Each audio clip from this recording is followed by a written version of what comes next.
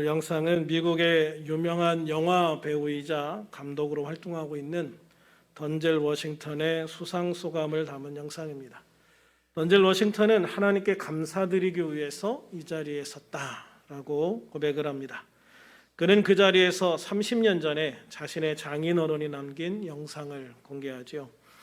이 영상에서 그의 장인은 이런 말을 합니다. 우리가 세상에 온 것은 모두 이유가 있습니다. 인간을 창조하신 하나님께서 우리에게 원하셨던 것은 모든 인류가 서로 사랑하는 것입니다. 그러므로 우리는 그런 사랑하는 마음가짐으로 서로를 보살펴야 합니다. 그것이 우리 인생의 목적이기 때문입니다. 그렇기 때문에 우리는 서로 보살펴야 하고 서로 사랑해야 합니다. 부모로서 자녀에게 줄 수 있는 최고의 조언이 아닌가라는 생각을 합니다. 그런 가르침 속에서 자란 딸이기 때문에 남편을 더 귀한 믿음의 길로 인도할 수 있었고 함께 하나님께 영광 돌리는 귀한 삶을 살 수 있었다고 생각을 합니다. 영상이 끝난 후에 던젤 워싱턴은 이런 말로 자신의 수상 소감을 끝냅니다. 내일은 우리에게 남은 인생의 첫날입니다. 우리가 가진 기회의 날들 속에서 하나님의 뜻을 실천해 나갈 수 있으니까요. 저는 이 말에 사실 제일 감동을 많이 받았습니다. 내일은 우리에게 남은 인생의 첫 번째 날이다. 왜? 내가 하나님의 뜻을 실천할 수 있는 날이기 때문이다 라는 거죠. 그래서 우리는 그 날들을 소중하게 여기면서 살아가야 됩니다. 하나님의 뜻을 실천해가며 살아가는 그런 우리의 삶이 가장 복되고 또 하나님의 은혜 가운데 살아가는 귀한 날들이기 때문인 줄로 믿습니다. 하나님의 뜻은 바로 사랑 안에 있습니다. 하나님께서 당신의 유일하신 아들을 주실 만큼 사랑하신 우리들은 또한 서로 사랑하며 한마음 한뜻이 되어서 주님의 뜻을 이루며 살아가는 복된 하나님의 자녀들이 다 되어야 하는 것입니다. 바울도 오늘 본문에서 복음의 신앙을 위하여 한마음 한뜻으로 협력하라 라고 당부하고 있습니다. 본문 27절에 보면 오직 너희는 그리스도의 복음에 합당하게 생활하라. 이는 내가 너희에게 가보나 떠나 있으나 너희가 한 마음으로 서서 한 뜻으로 복음의 신앙을 위하여 협력하라 라고 말씀하고 있습니다.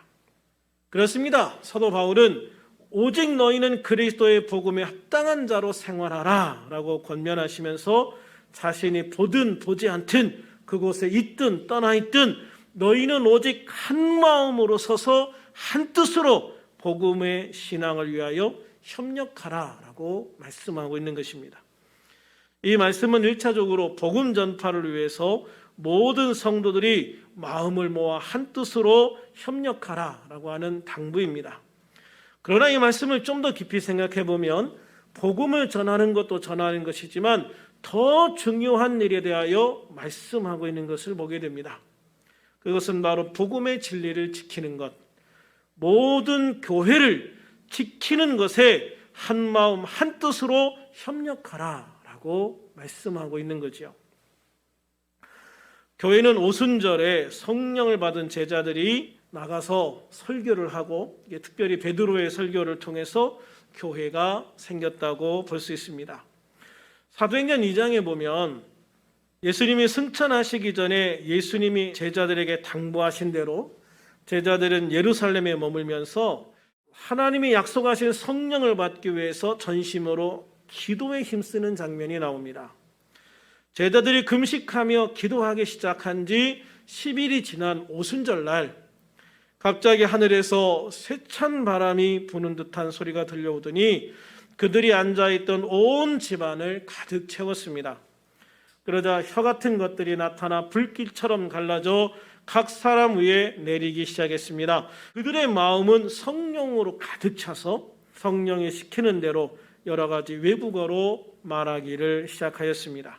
이렇게 성령 충만함을 받은 제자들은 숨어있던 마가의 집 다락방에서 나와서 천하 각국으로부터 와서 예루살렘에 머물러 있던 유대인들에게 복음을 전하기 시작합니다.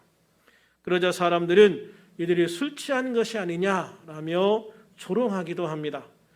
그러다 베드로가 나서서 이 일에 대하여 말할 테니 조용하고 내 말에 귀를 기울이라 라고 말을 합니다.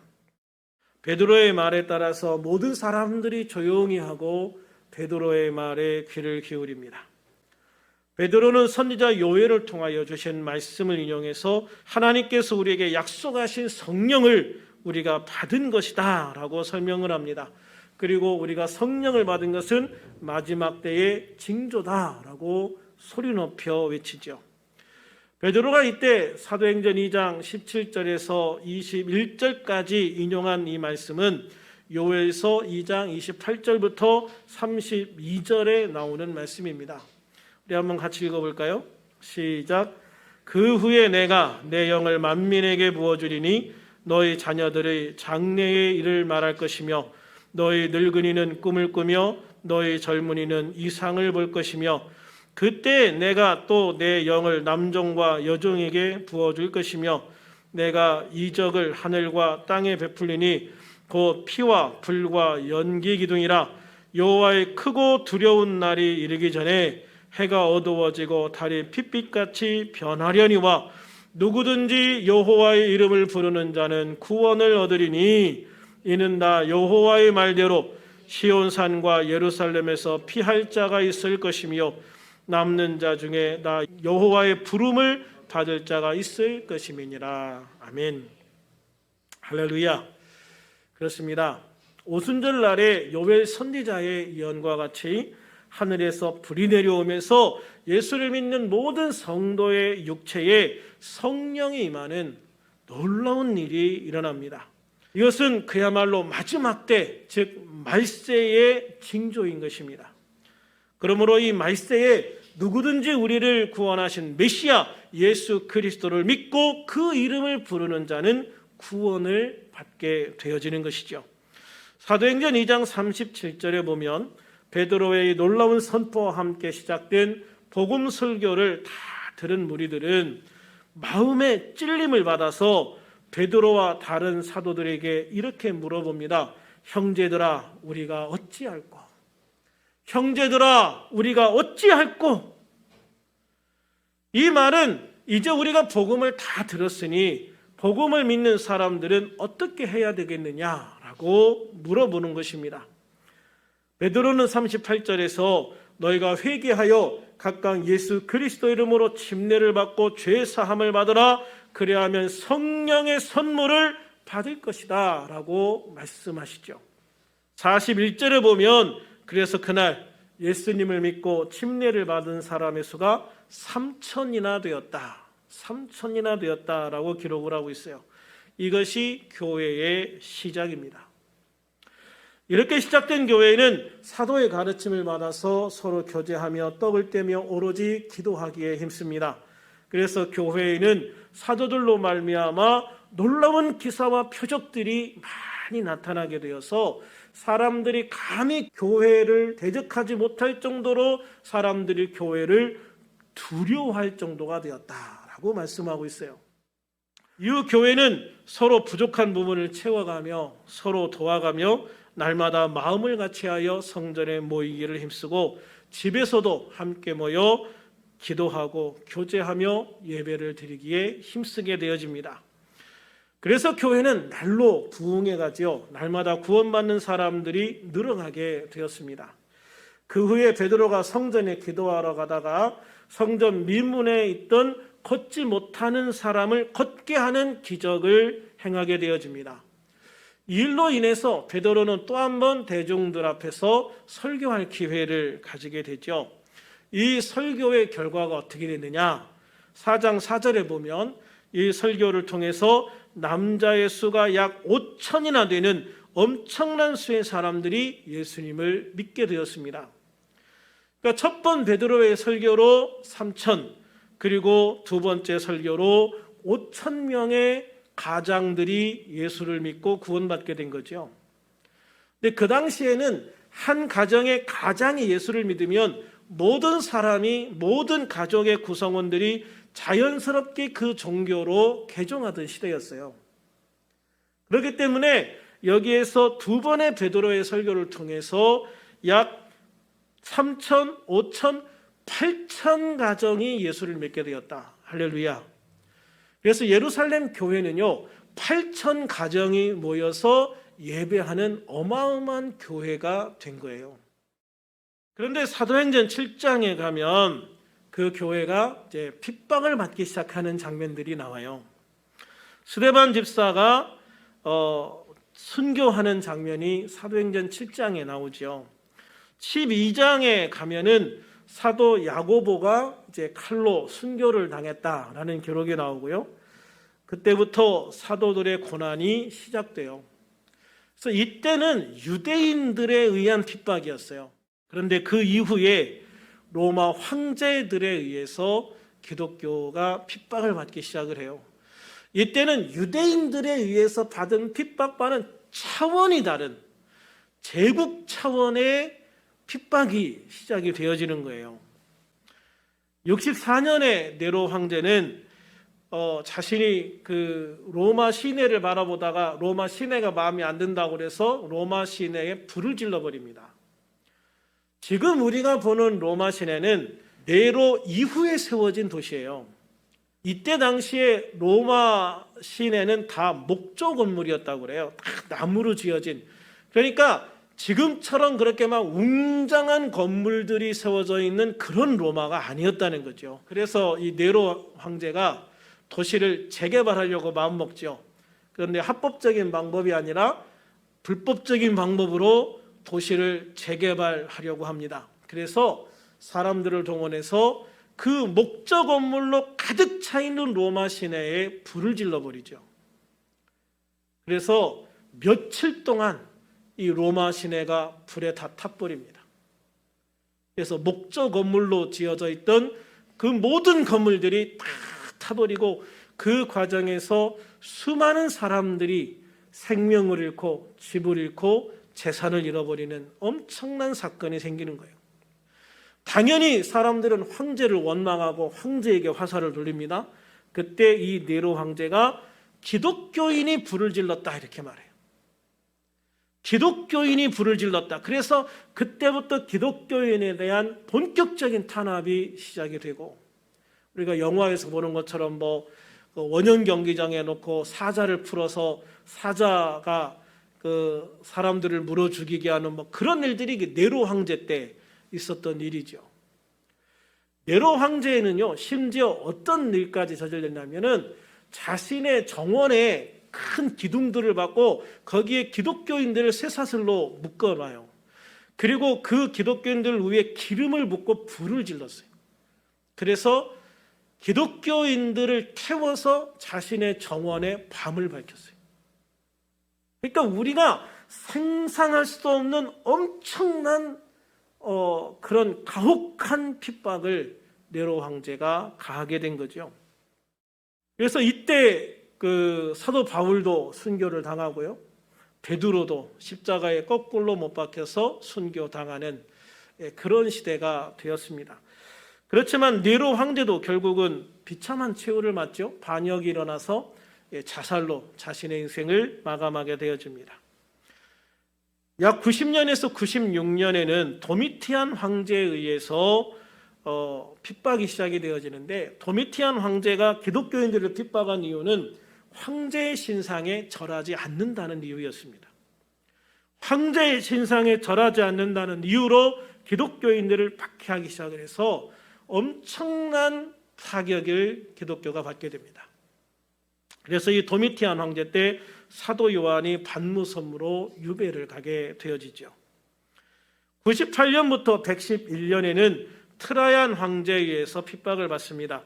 그때는 그리스도인이라는 것이 밝혀지기만 해도, 내가 예수를 믿는다는 사실이 밝혀지기만 해도 잡혀가서 고문을 당하고 죽임을 당하게 되어집니다.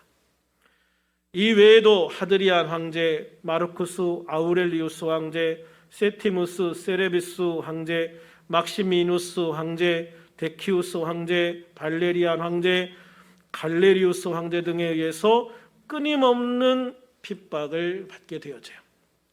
그 중에서도 가장 극악한 핍박의 시대는 249년부터 251년 사이에 있었던 데키우스 황제와 303년에서 311년 사이에 있었던 갈레리우스 황제 때였어요. 이 시기에는 처음으로 로마 제국 전역으로 박해가 확대되기 시작을 했어요. 전에는 로마라고 하는 도시와 그 주변을 중심으로 기독교의 박해가 있었다면, 이 데키우스 황제는 로마 제국, 그러니까 로마가 통치하는 모든 나라에 기독교를 박해하기 시작을 했어요. 이 황제들에 의해서 황제를 신으로 섬기는 것 외에는 다른 어떤 신도 섬길 수 없게 되어졌습니다. 그리스도인들은 재산을 압수당했습니다. 교회들은 무너지고 성경은 불태워지게 되었습니다. 모든 그리스도인의 권리가 정지되어서 그리스도인은 사람이 아닌 동물과 같은 취급을 받았습니다. 그래서 갈레리우스 황제는요, 그리스도인들을 이교도의 신에 드리는 희생제물로 드려버려요. 원래 희생제물은 소나 양이나 이런 동물들을 제물로 드리잖아요. 그런데 기독교인들을 소나 양 대신 제물로 드리는 거예요. 그래서 엄청나게 많은 그리스도인들이 이교도의 제사의 희생제물로 죽어가게 되었습니다. 그렇게 기독교는 약 250년 동안 말할 수 없는 핍박을 받게 되죠. 정말 우리가 지금 상상할 수도 없는 그런 핍박들을 250년 동안 받게 되어져요. 그러나 교회는 그 모든 핍박을 견디고 살아남아요. 그 이후에 이슬람의 핍박에도 교회는 살아남고요. 공산주의의 핍박에도 교회는 살아남고요. 또 코로나19로부터도 역시 교회는 살아남게 되어질 줄로 믿습니다. 모든 그리스도인들과 교회가 한마음 한뜻으로 복음의 신앙을 지키기 위해서 단결하고 협력했기 때문에 그것이 가능한 것이었습니다. 특별히 사도 바울은 오늘 본문 27절에서 너희가 한 마음으로 서서, 너희가 한 마음으로 서서라고 표현하고 있습니다. 여기에서 서서라는 말은요, 군인이 전쟁터에서 취하는 임전태세를 말해요. 임전태세는 뭐냐면 이렇게 앉아있다가 딱 전투가 시작될 때 전투 준비 해가지고 모든 무기를 들고 딱 서서 싸울 만반의 준비를, 그래서 이제 돌격하면 돌격해야 되는 그 자세를 말하는 거예요. 그러니까 완전히 싸울 준비를 갖추고 딱 일어서는 것, 그것이 여기에서 서서라고 표현되어진 그 단어의 의미라는 것이죠. 그러므로 오늘 말씀에서 사도 바울이 권고하는 말은 한 마음 한 정신으로 뜻을 모아서 마치 전쟁을 수행하듯 지금 막 전투를 시작하듯 복음 진리를 수호하라 라고 하는 말씀인 거예요. 앞에서도 말씀드렸다시피 교회를 무너뜨리려는 사단의 계획은요, 치밀합니다, 여러분. 집요합니다. 잔인합니다. 그렇기 때문에 전쟁을 한다는 마음 자세로 하지 아니하고는 우리는 영적으로 견딜 수도 없고 이기지도 못한다는 것을 우리는 반드시 기억할 필요가 있는 거예요. 사도 바울이 왜 그렇게 빌립보 교인들에게 복음의 진리를 수호하라고 강조하고 있는가? 그 또 다른 이유는 뭐냐면 교회의 생명력이 바로 복음의 진리에서 나오기 때문에 그렇습니다. 교회가요, 아무리 다른 조건이 좋고 양쪽으로 풍성해도 복음의 진리가 흔들리면 교회의 생명력은 끝나는 거예요. 유럽에 그렇게 큰 교회가 세워지고 국가가 교회를 보호했지만 복음의 진리가 흔들려 버리면서 명목뿐인 기독교 국가가 되어지고 수백 년 된 교회들이 술집이나 결혼식장이나 이슬람 사원이나 불교의 절로 팔려가는 것을 보면 알 수가 있어요. 복음의 진리가 흔들려 버리면은요, 아무리 국가가 보호해도 소용이 없어요. 아무리 어마어마한 건물을 지어놔도요, 소용이 없어요. 그 안에 교회의에 그 안에 있는 성도들에게 복음의 진리가 살아있어야 되고, 할렐루야, 그 안에 예수 그리스도가 살아있어야 교회는 교회가 되어지는 것입니다. 건물만 있다고 교회가 아니라는 것이죠. 복음의 진리를 흔드는 가장 흔한 또 하나의 예는 이단 사상입니다, 여러분. 정상적으로 신앙생활하던 그리스도인이 이단에 한번 빠지면요, 사람이 이상해집니다. 도저히 상식적인 말이 통하지 않아요. 완전히 세뇌되어집니다. 교회도 마찬가지입니다. 교회 전체가 이단에 넘어가는 경우들이 종종 생기고 있어요. 인격적으로 준비가 안 된 상태에서 목사가 되는 사람들도 있고, 또 복음의 진리나 교회론 등 이런 기본적인 것들을 제대로 이해하지 못하고 그런 것에 대한 지식도 없이 목사가 되는 사람들이 의외로 많아요. 이렇게 영적으로, 지식적으로, 인격적으로 준비되지 못한 목회자들이 문제가 되는 거예요. 한 개인이 이단에 빠지면 한 개인의 영혼이 죽는 거예요. 그러나 한 교회가 넘어가면 교회 전체가 죽는 겁니다. 그래서 교회는 복음의 진리를 지키고 수호하는데 온 힘을 모아야 하는 거예요. 교회는 초대교회 때부터 영지주의, 유대주의와 같은 이단들의 끊임없는 도전을 견디고 이기고 승리해야 했습니다. 요즘에도 우리나라에서 가장 문제가 되는 신천지, 또 하나님의 교회, 몰몬교, 안식일교회, 또 가정교회라고 이렇게 해서 위장한 통일교 등등 수많은 이단들의 도전을 끊임없이 받고 있습니다. 우리가 복음을 잘 알지 못하면요, 어느 순간 나도 그들의 속임수에 넘어갈지 몰라요. 교회는 초대교회로부터 그런 이단 사상에 대항해서 싸워왔습니다. 교회를 그런 이단들로부터 지켜왔습니다. 복음을 이단 사상으로부터 지켜왔어요. 그랬기에 교회가 지금까지 하나님의 천국 복음을 전하며 유지될 수 있었던 거예요. 오늘날에는 전통 문화라는 탈을 쓴 무속 종교가 우리를 미혹하고 있어요. 요즘 TV 보면 무당이나 점쟁이들이 굉장히 많이 나옵니다. 연예 프로그램에 게스트로 초대되기도 하고 연예 프로그램에서 찾아가는 경우도 많죠. 특별히 연초되면 엄청 많이 나옵니다. 한 통계에 따르면 그리스도인들 중에서 약 30%가 점을 친다든지 운세를 본다든지 심지어 무당이나 점쟁이를 상습적으로 찾아가기도 한다고 합니다.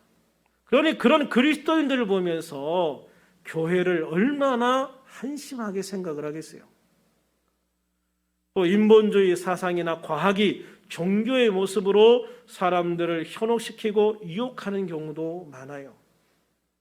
그래서 데살로니가전서 5장 8절에서 사도 바울은요, 우리는 낮에 속하였으니 정신을 차리고 믿음과 사랑에 호심경을 붙이고 구원의 소망의 투구를 쓰라라고 말씀하고 있는 거예요.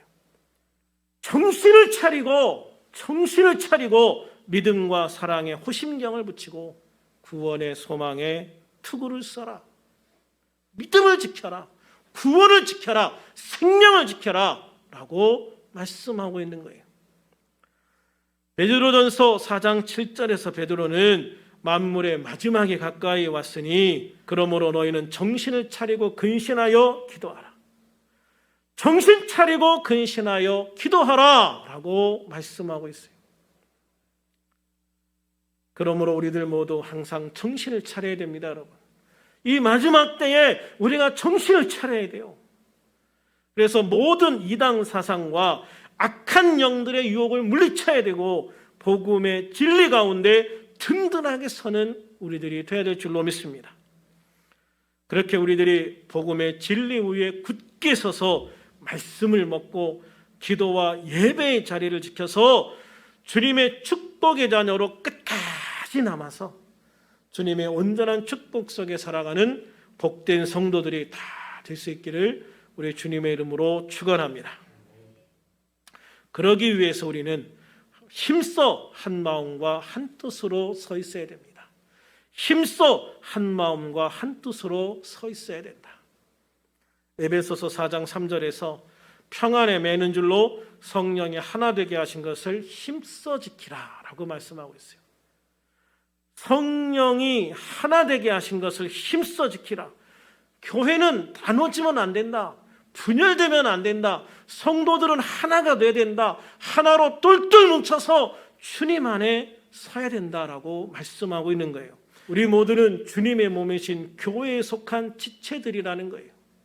그렇기 때문에 우리는 정말로 주님 안에서 하나가 되어야 되는 것입니다.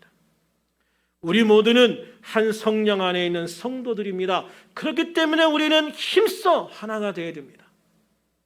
우리 모두는 한 성령 안에서 한 소망을 가지고 있는 성도들입니다. 그래서 우리는 힘써 하나가 되어야 됩니다. 우리 주님도 한 분이십니다. 믿음도 하나입니다. 우리가 받은 침례도 하나입니다. 그렇기 때문에 우리는 힘써 하나가 되어야 됩니다. 우리가 믿고 우리를 구원하신 하나님도 한 분이십니다. 그러기에 우리는 힘써 하나가 되어야 됩니다. 그러므로 하나님의 귀한 뜻 가운데 창조되어진 우리는 하나님의 사랑으로 하나가 되어야 되고, 하나님을 믿는 믿음으로 하나가 되어야 되고, 우리의 믿음의 통로요 주님의 몸이신 교회를 통해 하나가 되어야 하는 줄로 믿습니다. 무엇보다 우리들은 천국에서 다 함께 만나서요, 영원히 주님과 함께 살아가야 될 거룩한 성도들이기 때문에 반드시 하나가 돼야 돼요. 천국에서 만났는데 이 땅에서 싸운 사람 만나서 얼마나 껄끄럽겠어요. 영원히 같이 살아야 되는데. 그래서 주님은 서로 사랑하고 용납하고, 할렐루야, 서로 사랑하고 용납하고 용서하면서 하나가 되라고 말씀하시고 있는 거예요. 그러므로 우리들은 한 마음과 한 뜻으로 굳게 서서 주님의 복음의 진리를 지키도록 힘쓰는 우리들이 되어야 될 줄로 믿습니다. 이것은 어느 신학자나 한 목사의 문제가 아닙니다. 우리 모두의 생명이 걸린 문제이기 때문입니다. 하나님의 복음과 교회가 살아야 이 나라가 삽니다. 하나님의 복음과 교회가 살아야 이 나라에 미래가 있습니다. 하나님의 복음과 교회가 살아야 우리에게 미래도 있고 소망도 있는 것입니다. 그러므로 우리들 교회 모든 성도들은 한 마음으로 서서 한 뜻으로 주님의 복음을 전하고, 주님의 복음의 진리를 지키고 교회를 지켜서 모든 대적하는 것들로부터 승리하고 하나님께 온전한 영광을 돌리는 복된 성도가 다 되어줄 수 있기를 소망합니다. 그래서 주님의 온전한 축복 속에 최선의 삶과 최고의 길을 걸어가는 복된 우리들이 다 될 수 있기를 우리 주님의 이름으로 축원합니다. 축원합니다. 기도하겠습니다. 살아계신 하나님 아버지, 오늘도 주님의 은혜 가운데 예배할 수 있게 하심을 감사합니다. 주님, 지금까지 수많은 핍박과 도전 속에서도 교회를 지켜주시고 함께 하신 주님께 찬양과 영광을 돌립니다. 이제 우리들도 힘써 한 마음과 한 뜻으로 굳게 서서 복음을 전하고 복음의 진리를 지키고 교회를 지켜서 주님의 나라를 이어가게 하시고, 우리들 교회가, 우리나라가 주님의 은혜 안에 다시 서게 하여 주시옵소서. 어려움 속에서도 주님의 도우심과 함께 하심과 능력으로 다시 일어서는 우리들이 되게 하여 주시옵소서. 특별히 우리들 교회 모든 성도들이 한 마음 한 뜻이 되게 하여 주셔서 슬픔과 어려움을 이겨내게 하시고 함께 승리하게 하시고 함께 영광을 돌리는 복된 우리들이 되게 하여 주시옵소서. 코로나19 확진자들이 10만 명대라고 합니다. 주님, 이번 한 주간에도 특별히 코로나의 위험으로부터 지켜 안전하게 하시고 우리의 영과 혼과 육과 환경을 축복하여 주셔서 회복되게 하시고 강건하게 하시고 승리케 하여 주시옵소서. 이번 한 주간도 주님의 은혜 가운데 승리케 하시고 함께 하심을 감사하며 예수님의 이름으로 기도하옵나이다. 아멘.